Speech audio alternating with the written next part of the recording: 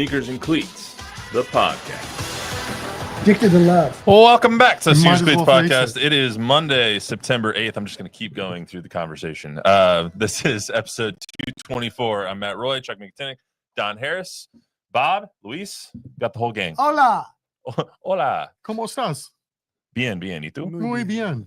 Grazie. Sí. Grazie. SAP button on our device is really going off kilter right now. What's going on, guys? Don, how's everything going? Sleepy today after the Sunday night football game. I didn't watch a second of it.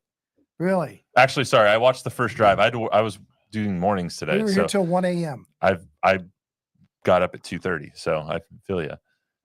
Fun game, though. Yeah, I woke up. I had the game on while I was sleeping, and so I woke up, and it was 27-13, and then the next time I woke up, I heard Mike Tirico saying, the game of the year in Buffalo as the Bills win 41-40, and I was like, what the hell just happened? Yeah, it was cool. Yeah, I watched some of it, but not the most meaningful part of it. I was on Twitter late at night, and I was like, no, that didn't happen. Somebody's trying to goof me.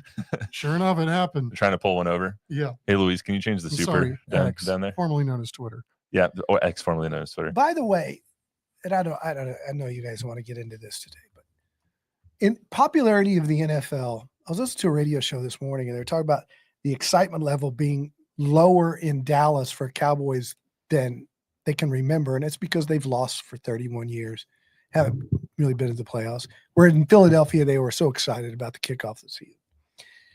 And I don't know if you saw the Nielsen numbers of the Sunday night or the Thursday night game, Cowboys Eagles in San Antonio, but it's about half of what we were used to. And I'm it's slowly been, chipping away a point year by year. A 25 used to be the norm, and it was like in the 20s and then 18s.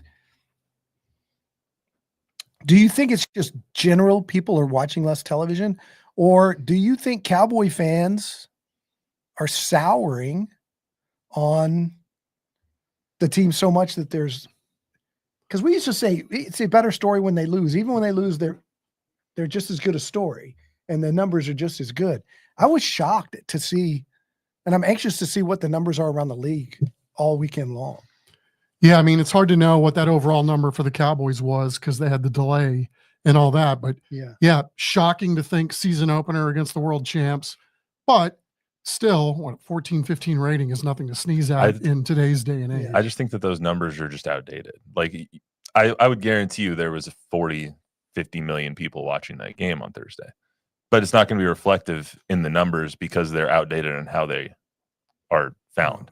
Like, they don't take into account YouTube TV. Yeah, like ComScore is much better than Nielsen. Yes, exactly. Or Peacock, too. Yeah, exactly.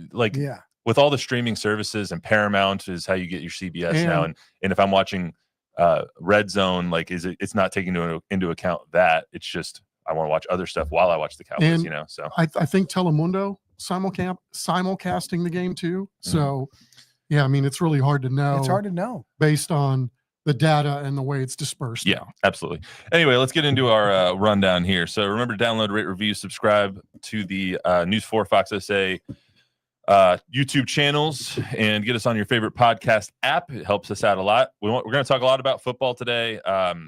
Good, bad, and ugly from week one. I think we all saw a lot of good, bad, and ugly yesterday, especially when it comes to scoring points. I think unders were 11 and 2 yesterday when you look across gambling talk. So a lot of ugly offense yesterday across the league. The Alamodome was rocking on Saturday. Third largest attended game in history, 2 of which have now been against the Texas State Bobcats. And Texas State came into the Dome and beat UTSA for the first time in school history this weekend. So we'll talk all about that. Plus, want to start with the Friday news dump of all news dumps from the Spurs. About 5 o'clock, 5:15 on Friday, they announced that Dylan Harper is going to miss all of training camp and has hurt his thumb.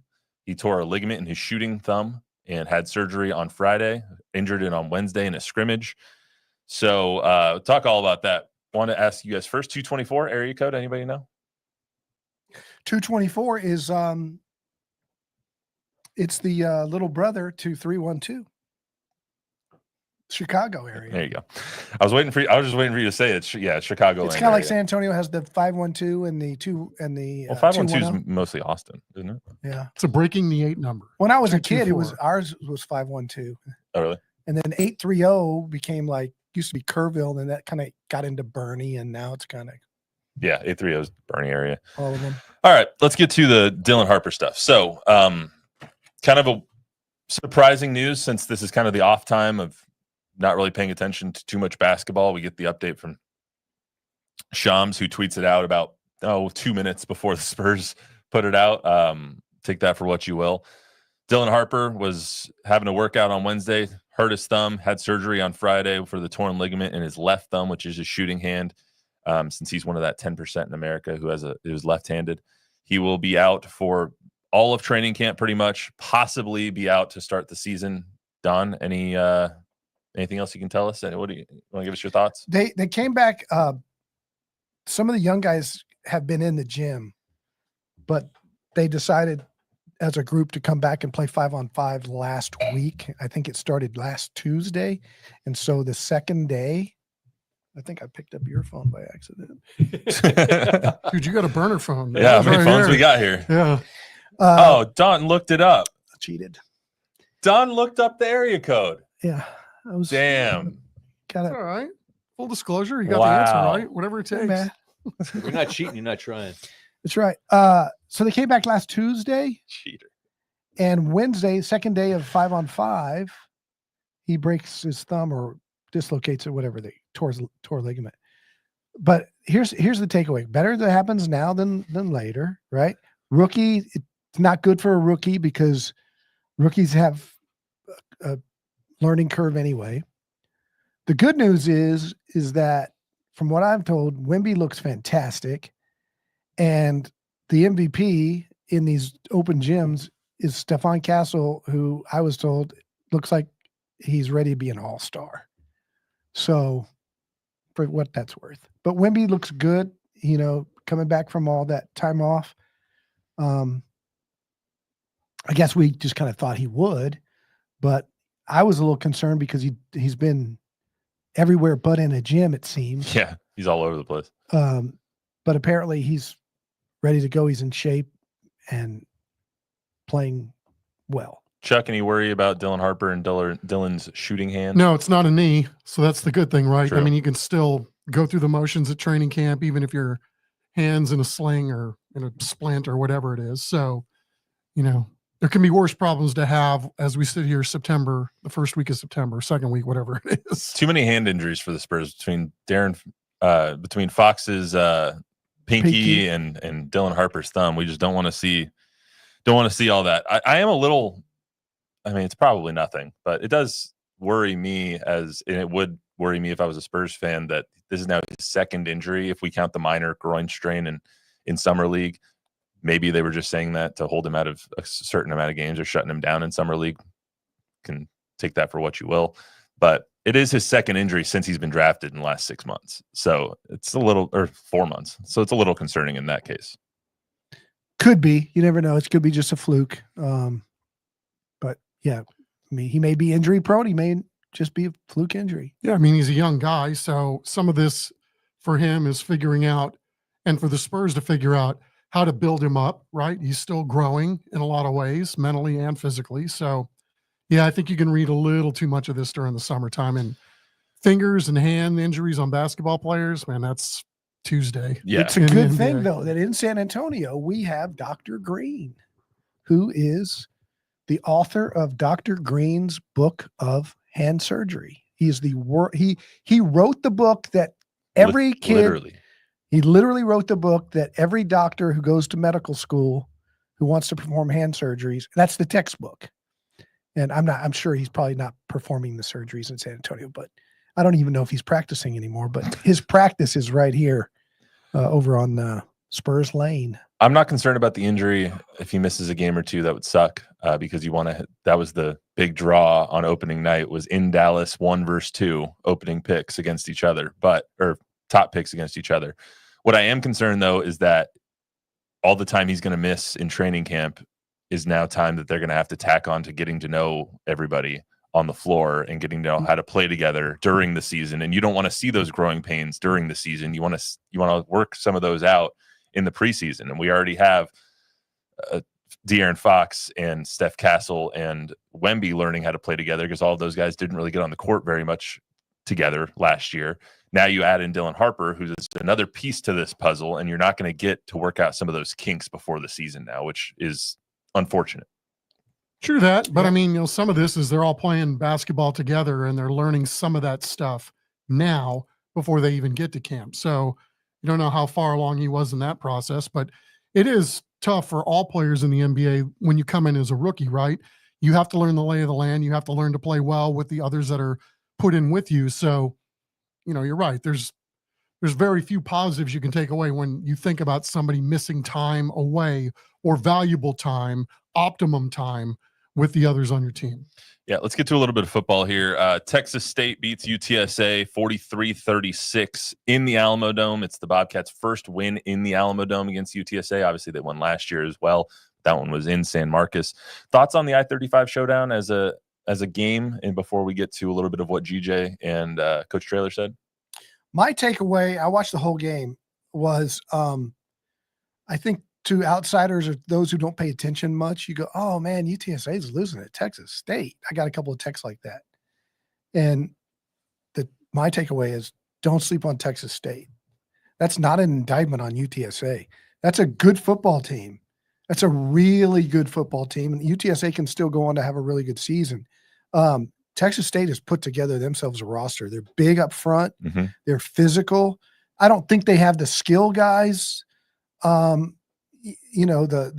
Bo Sparks and the Brad Jacksons are, I think you would characterize them as scrappy, like they could be a really scrappy kid playing for Army, maybe something like that. But they've got the big people, and those guys are good enough and fast enough to give you problems. And UTSA had some busts that I think was their biggest issue. And 4 or 5 big plays changed that game with pass interference here or there. But Texas State's a good football team. That's what I came away with. They're really good. Yeah, I mean, what we talked about last week, Yeah. GJ's a sorcerer, man. You He's a don't good know coach. what they're going to do, and it was hard to bet for them, and that's why I think we both said let's stay away from this one because of what UTSA put on tape against Texas A&M. So with that in mind, looking at Texas State's schedule, how do you not think big now for them? Because that was their Super Bowl in a lot of ways in terms of on paper, that's going to be their toughest game of the year. I mean, we might be talking about Texas State long into late November this year. They do play and beyond. They do play Arizona State this weekend. So I don't know if that was their toughest game of the year against the UTSA. Didn't you guys lose this weekend? I don't want to really talk about that, but we yes. No more Scattaboo. That's right. Okay. Man, he looked good though, didn't he? Give me 30 seconds on ASU real quick. No, I'm just kidding. They busted coverage, lost that game for him. They lost that game in the first half. So anyway, Texas, are we talking Texas State maybe like last year's SMU and end up in a playoff, in a 12-team playoff? they would have to go 12-0 to get to the playoff in Conference USA. So. I'm just telling you. Or in the Sun Belt, excuse me. Yep. Anyway, let's listen to what Jeff said after the game. This is Jeff Traylor, head coach of the UTSA Roadrunners. It stings, and the key will be, we've got a decent little team. Are we going to let the outside noise get to us and break us down? Are we going to find out about ourselves and rally like we've done every year we've been here? This was going to sting for a while, but our kids were matching them. I don't think we were overpowered. I think we've got more in the tank than we showed, honestly. I think there's more in the tank than they showed as well, but it does suck that they lost the game because it feels like a lot of the goodwill that they got from the Texas A&M loss, which I think we all came away very impressed with how UTSA played in that game, defensively and offensively. They got pushed around up front on defense, and their corners could not keep up with the skill guys at Texas State. And Brad Jackson, tip of the cap to him, the Reagan alum, San Antonio product, had a hell of a game. Where did he come from? He just played his senior year at Reagan. Do we know his backstory? Yeah, I forgot it, but he was at a bigger high school before. In Texas? Yeah, in Texas. He's been Like Texas Houston through and or through. somewhere? No, he was in the air. I'll look it up when you guys start talking.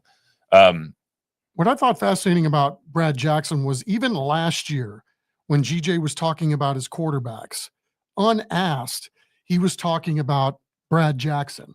Like he'd throw his name out there in the mix of all the guys that were even playing, basically saying, hey, don't go to sleep on this guy. I mean, he can not only run, which is predominantly what he did the best when he was at Reagan, but he can spin it too. And Cypress Creek.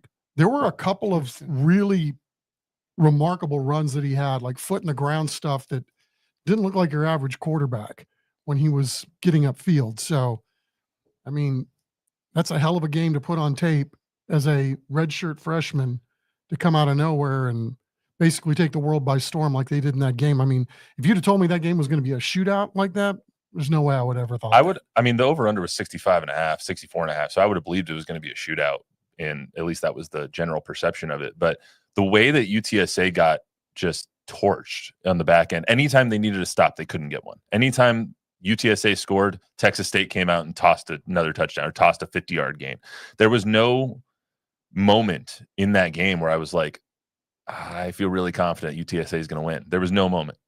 And that's not generally something you can say about UTSA, especially when they're at home. 29-3, now 29-4 at home under Jeff Traylor. You always know or have some inkling in your head that they're going to pull this game out. And defense has been their strong suit. Yeah. And we knew going into this year, we kept saying, the question mark's going to be the D because they lost all 11 starters. All 11 new guys. And look, I think they've got some talent around there. I think there was some confusion and some miscommunication. I mean, those guys were running free by 20 yards a few times. Martin's interference on fourth down, that was a huge play, could have changed the game. Not getting the fourth and goal early in the game in the first quarter where Peterson was stoned at the 1 yard line, that was a huge play of the game. It's a very winnable game for UTSA. But then they stopped Texas State on the 1 yard line. So at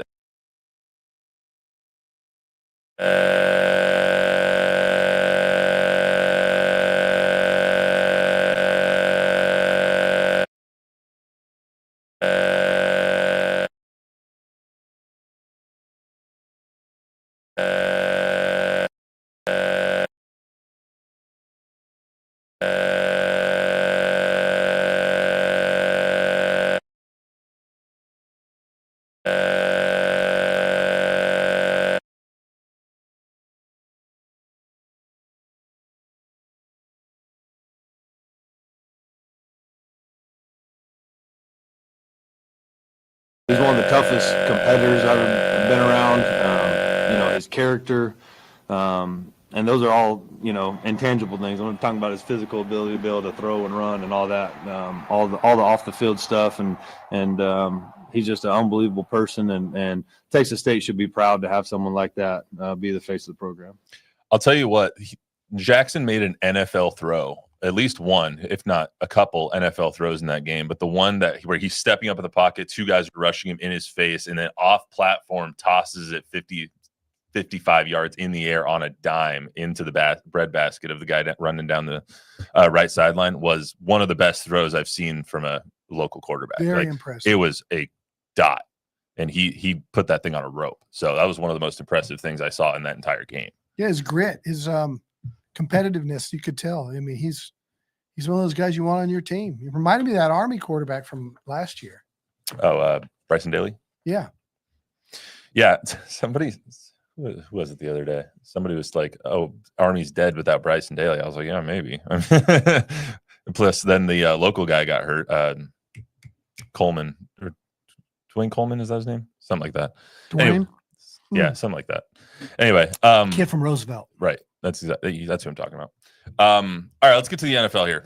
So takeaways from across the league here, guys. A lot of really good football was played. A lot of really bad football was played yesterday. The one game that took me by surprise the most was probably the Jets and Steelers game being a shootout. Right. I don't know who had that on their bingo card with Justin Fields and Aaron Rodgers finding the fountain of youth there. But I want to talk about the Texans first. Texans, Rams. Chuck, give me your 2 cents. Well, it was hard for Houston to get going, right? I mean, especially in the second half, because they were moving the ball pretty well in the first half, and then they started losing offensive linemen. One, we don't know what the status is on, and then so they started to mix and match. Obviously, they didn't score any points in the second half, but I thought it was fascinating. CJ Stroud said after the game that he kind of alluded to the fact that they really didn't practice very well in the week leading up to, and he called it a wake-up call. So I would suspect that it is after week one. Not a very good performance for the offense, for sure. Thoughts, Don, on the Texans and on the week one football in general? I was a little disappointed in the Texans. I thought they'd be better. I thought they could win that game. But then I think, was it Rich Eisen I heard who picked the Rams to win the Super Bowl? So I guess the Rams are supposed to be pretty good. You got to give credit to that landman guy for punching it out. I thought it was interesting after the game that Stafford said, that doesn't surprise me. He's been doing that to all of us all training camp. In fact, he said in the locker room today he was going to get one. So I guess he does that. He just runs around punching the ball. And man, was that timely. Yeah. So, but yeah, credit to them. Chuck, your Packers are really good. And Micah, decent performance in game one after only being there for about a week. Yeah, they had him on a pitch clock. But yeah, when he was in there, he was really disruptive. I mean, they had the interception because he'd beaten his man and was getting ready to barrel down on the quarterback. And I mean, anytime you hold the Lions to, a garbage touchdown at the end of the game, that's a pretty darn good day. But I think the real story, probably lost on all the Micah stuff, is that Edgerrin Cooper out of Texas A&M is one hell of a football player. He led the team in tackles all over the field. He looks like he's an absolute steal where they got him in the middle rounds. I mean, and if I'm not mistaken, I mean, he's ranked in the top 3 or 4 in terms of how he graded out last year. So we may have a star in the making that doesn't have the name Micah Parsons on his jersey. Well, let's listen to a little bit of what Micah said after the game about getting on the field finally after all this drama behind him. This last 6 months was super draining, super toxic for everyone. I mean, it's something that, I don't think no player should have to go through. I think players' fate should be decided earlier. I think the fact that I was traded a week before the season, it was really outrageous and rough. It's something where I could have been with these guys getting better and better. And we could have had a probably even more dominant start, if that was the decision we were going to make. So I'm just happy that's behind. These guys embrace me. They believe in my talents. They believe in me, and I'm just going to give these guys everything I have because I know what's at stake. I know what they gave up for me to be here, and I'm going to do what it takes for us to win. Don? Do I hear him complaining about endorsing a $200 million check? Yeah. In the immortal words of Dr. Evil, boo frickety hoo. I mean, they should have rules in place so that this doesn't happen. And I mean, come on, cry me a river. I mean, but for a guy performing the way he did yesterday with the sack and not having the benefit of a training camp, I mean, it's a nice weapon to have, albeit a very expensive one. He played decently. I mean, I don't know what people expected of him coming out and not having an entire training camp and really only practicing for a week with the team and all the back stuff that was blown way out of proportion, I'm sure. Thought he played pretty well. But I think that game said more about who the Lions are not than who the Packers are. I mean, downplaying losing 2 of the best coordinators in the NFL, it's not easy to replace those guys. And I saw a stat a little bit earlier, and it said Jared Goff's record when not being coached or not having plays called for him by Sean McVay or Ben Johnson is 3-19-1. Really? Yeah. So wow, it's going to be interesting to see how that offense evolves this year with everything that they've done over the last couple of years. See if it was the players or see if it was Ben Johnson, and we'll see Ben Johnson tonight with the Monday Night Football. So you know what I go back to? It's just heartbreaking because I love Dan Campbell. Correct me, Matt, because you remember short term. I can remember the 70s and every Heisman Trophy winner. But I wasn't alive then, so I don't remember this. NFC Championship game, they had a huge lead. The Lions? Yeah. Mm-hmm. No, not that championship game. A couple years ago? Yeah. It wasn't a championship game? You sure? I was thinking last year when they lost. They had the 1 seed and they lost. No, it might have been the championship game 2 years ago. 2 years ago, championship game, like 24-point lead or something. Yeah, against the Niners. Yeah. And they lose. And everybody's thinking the Lions are on their way up. This is just the stepping stone. And Dan Campbell went to the podium and said, I don't know. When these opportunities come, you don't know if they will ever come again. And since then, he's lost Johnson. He lost the Aggie Well, they were the Glenn. they were the 1 seed last year, and everyone was like, "This is their next stepping stone. This is their next step." And then they lost to the Aaron Commanders. Glenn. Then they lost to the Commanders in the divisional round, and it was like, well, what's going to happen now? We know Ben Johnson and Aaron When you're Glenn are knocking gone. on the door, you have a 24-point lead or whatever it was. Yeah. In the NFC Championship game, and you're that close. And then you see how they performed yesterday. You're like, are the Lions contenders? I don't know, man. That would be just heartbreak if they never got back. One of the other takeaways I had is the AFC West, I think, is the best division in football. The Chargers were really, really impressive on Friday night. The Raiders played really well against the Patriots. I know it's the Patriots. The Chiefs are always the Chiefs, and the Broncos have the best defense in the NFL. They played like crap on offense yesterday with 4 turnovers and Bo Nix not looking like a seasoned pro like we should all expect him to at this point. But I think the AFC West is the best division of football and might have 4 playoff teams. We'll see. We'll see what the Bears do tonight. Yeah. Because if that team gets flipped, kind of like some of these other teams have done. I mean, Pete Carroll, that was a hell of a performance by the Raiders yesterday, Yeah, right? very good. Bring in your guy at quarterback, kind of mix and match. You lose a lot of key pieces in the offseason. A lot of people jumped off that boat, and they played very, very well yesterday. Bob, do you want to give us 30 seconds of crying on the Browns, or do you just not want to talk about Kind of like the defense. Offense was good too. I mean, they destroyed the Bengals on every bit of the game except for the scoreboard. It sucked, but hard to win a game when you don't have Flacco more looked points. fantastic. You see those 2 interceptions, but those were both hit receivers right in the hands and Bobbled. Yeah, up well, in the it air. was both on. Which Weren't they are both freak Jerry Jeudy? plays. 2 what? But Weren't they one both Jerry Jerry Jeudy and the other with Fan and Harold who Fannin. looks fantastic. Yeah.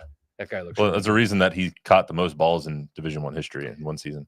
Oh, that's right. He was at Bowling Green. Bowling Green. That's right. I went to basketball camp there, by the way. Nice. In Bowling Green? Bowling Green, yeah. I couldn't tell you where Bowling Green is on a map. It's in in Bowling Ohio. Green, Ohio. That's right. Okay. There you go. You got me. South Kentucky part of the state. I don't want to be like UTSA and be happy about a loss like they were in week 1. But Shots fired. I really I was surprised by how well the offense performed, and they did it without a running game, which was crazy. Well, you did score 16 points against the worst defense in the NFL from a year ago. So They look good, though. they look good. All right, that's all we got. Anything else you guys got, guys? No. Happy All right. football. Happy football season. All right, we'll be Yes, back things are on. better with football. We'll be back on Thursday with more football and our high school preview of the week. It's a John Jay South San week. So looking forward to TNL this week. Everybody have a great one. We'll see you on Thursday. Yeah.